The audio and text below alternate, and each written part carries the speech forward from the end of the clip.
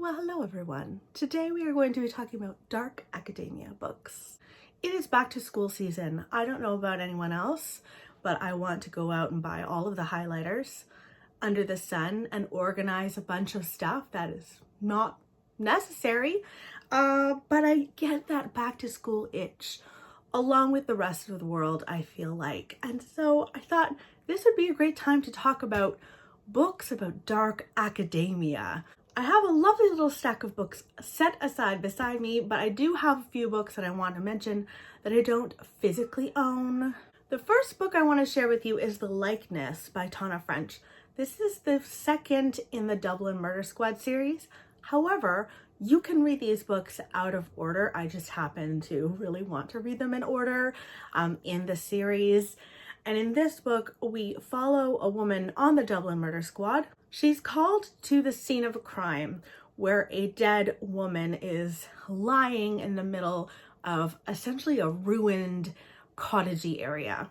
She gets there, she looks at the dead body, and is struck by how much this woman looks like her. It's uncanny, you know? It's uncanny. Now, in order to solve the crime, it is decided that Cassie has to go undercover, posing as the victim.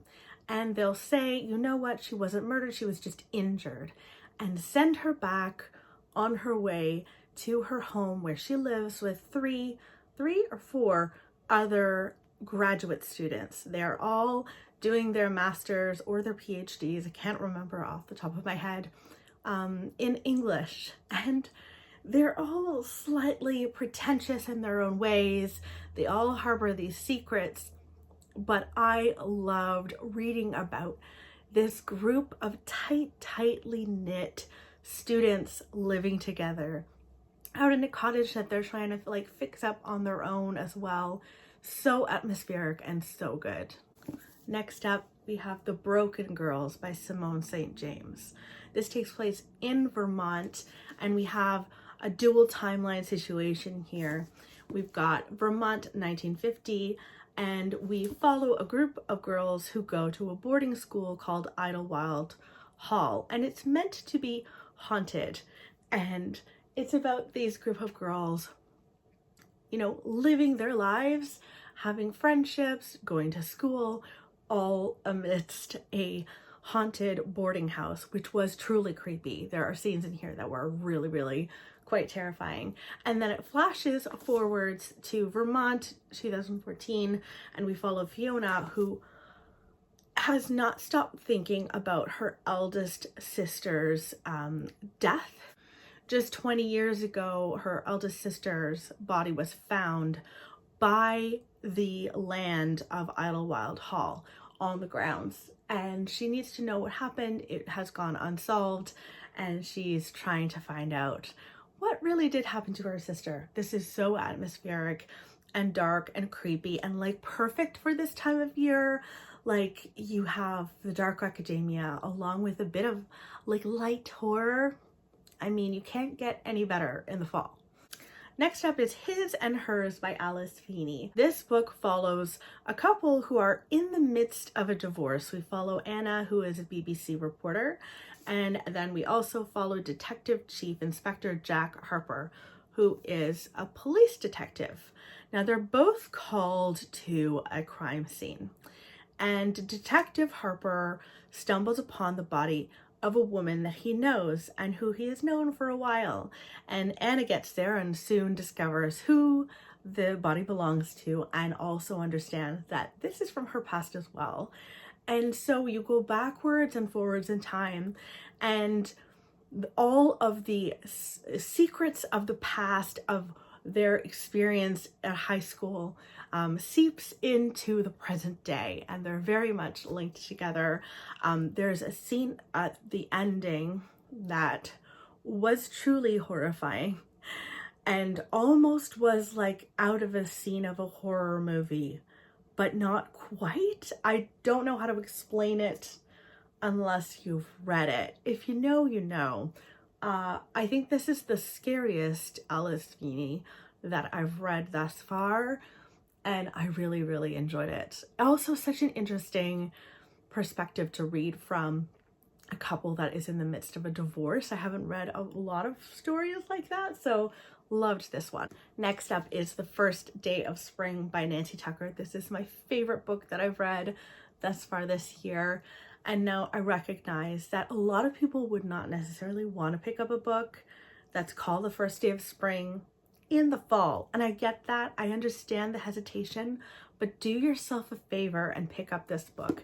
This follows Chrissy. She is 8 and we meet her after she has murdered a young boy. She has killed him and she's on a bit of a high from this secret that she holds. People are looking for the killer and no one is looking at an 8-year-old. They're all looking for like a grown man or what have you. And this is about Chrissy's experience living in an impoverished situation, living in a situation where her father is in and out of jail and her mother is not very interested in her and doesn't show her a lot of love. And it's so fascinating to be reading a story about Chrissy as she goes through her life as a child, absolutely going to school and raising a lot of hell at school. She is so mean to her teachers. And, you know, you understand that she has killed a child. Even as a child, she's killed a child. And you should really dislike this girl. And yet there's so many layers to Chrissy and just the understanding of her situation. You come to actually really care for her. And so this is a really great book to read at this time of year, honestly at any time of year. And there's definitely a lot of stuff about school in here and about her school aged friends and the fact that she's a murderer. So good. Absolutely brilliant. So next up is a book that I wasn't sure whether or not I should include because I'm still reading it. I'm listening to it on audio, but I thought I might as well mention it here, and that's The Divines by Ellie Eaton.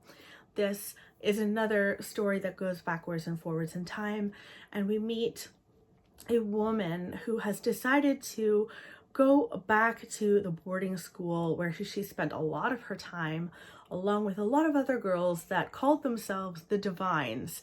And these girls and their mothers before them all went to this boarding school. It's very hyped. It's very a prestigious kind of school.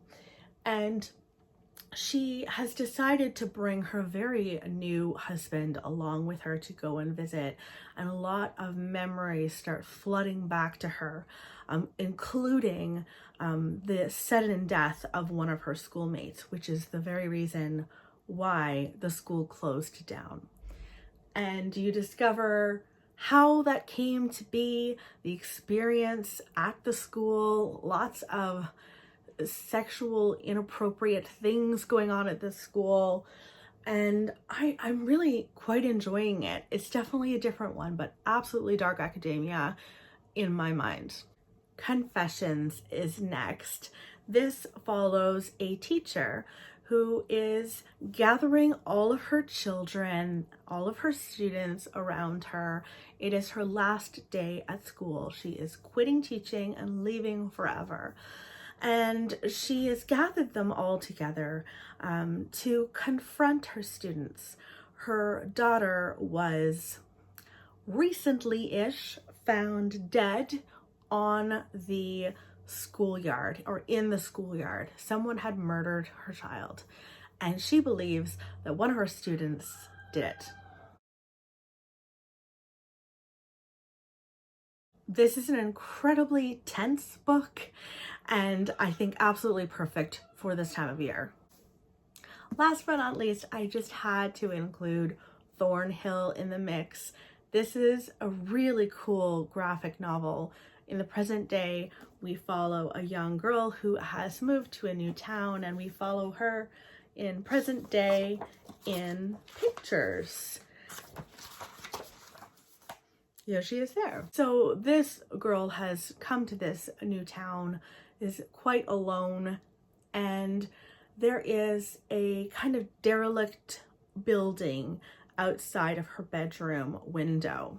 This old house used to be, it was a bit of like an orphanage slash school, and she starts seeing a figure in the grounds and in the actual school, even though it is shut down. And so she begins to investigate. Then we start to read diary entries from a girl who lived in that school. She is facing a lot of bullying and she's trying to exact her revenge on her bully. These two girls interlink at one point. It is absolutely a ghosty kind of book in the best of ways, but absolutely also dark academia, because there's a creepy school with creepy things happening at the school, and I really enjoyed it. So those are all of the dark academia books that I think are perfect to read at this time of year. I'm just about to film my September TBR, and I'm definitely going to be putting some dark academia books on that, so you can see that in my next video. I hope you guys are all doing well. In the comments below, why don't you share dark academia books that you have really enjoyed? Who knows? Maybe I have them on my shelves and I'll have to pick them up sooner than later. And I will talk with you very soon. Bye, guys.